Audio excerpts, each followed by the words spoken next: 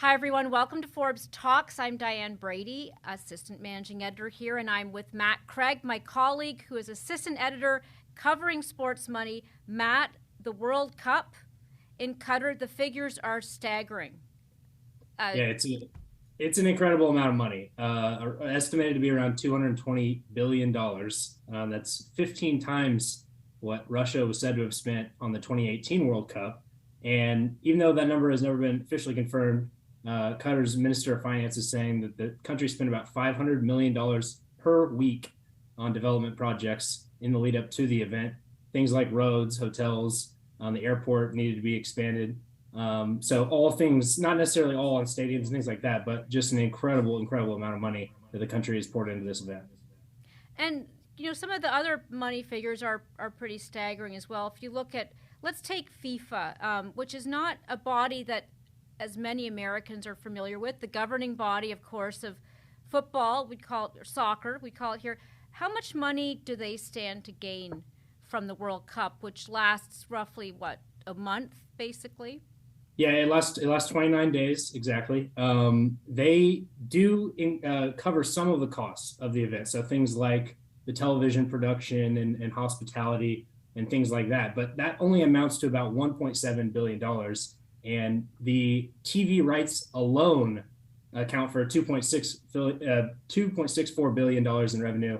FIFA overall is going to take in about 4.7 billion for this World Cup. So a huge money making event for FIFA, perhaps less so for Qatar, although that's much harder to estimate.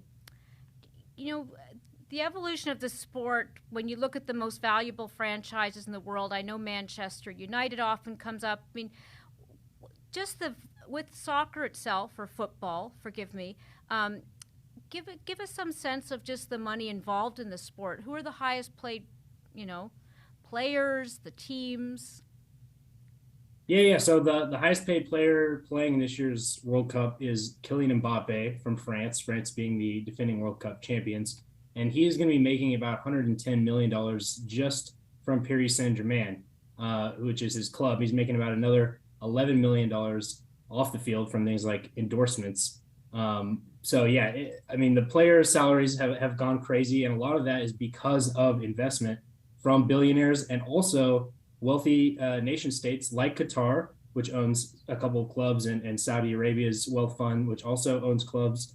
So the investment of that same money is what's shooting up both the club values and player earnings across the globe.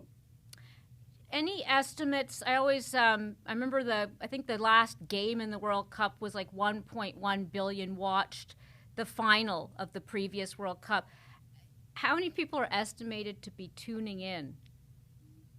Yeah, I always wonder how they judge these things Half the because Nielsen planet. ratings, yeah, Nielsen ratings may not be as accurate across the world, but they're estimating 5 billion people will watch some World Cup coverage across the month. So over half of the world's population. And another incredible stat that I saw was they're estimating $160 billion to be wagered on the World Cup, which is an incredible amount of money. It comes to about $1 billion per match being wagered on each World Cup match. So not only are people tuning in, but they're also invested in the action across the world. If anyone's betting on the U.S. team, do you have any sort of sense as to how are the odds for the teams this year? Who's favored to win?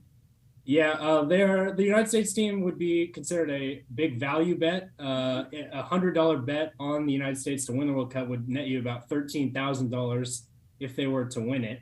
And just to win their group, which would mean that they need to come in first out of England, Wales, and Iran, just to win their group would be 5-1 odds. So the United States not considered to be one of the favorites. The betting favorite and kind of the sharps pick is Brazil, who is not only very talented but also looked very good in the lead up to the World Cup.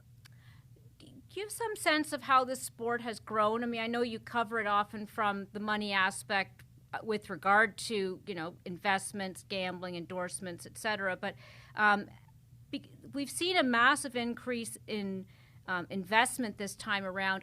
Are we also seeing a massive increase in the appetite for football? Just the audiences. I mean, 5 billion's a figure I haven't heard before.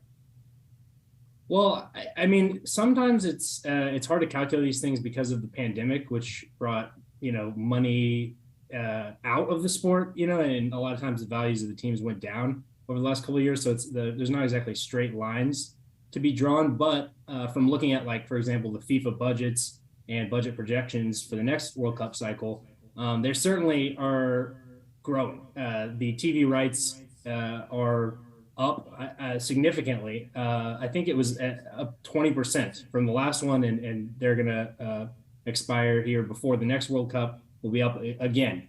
The team values, the average team club values were up 7% from last year. Real Madrid, now most valuable team in the world, is worth $5.1 billion. That would be more valuable than every United States sports team except for teams in the NFL. So these clubs now have a worldwide blueprint or footprint, excuse me, and a worldwide brand in a way that they didn't maybe 5 years ago. And another thing to look forward to is the next World Cup in 2026 is being hosted in the United States, and that will only bring the world stage to our front doorstep and give the soccer world an even a more, I would say, mainstream media focus here in the United States.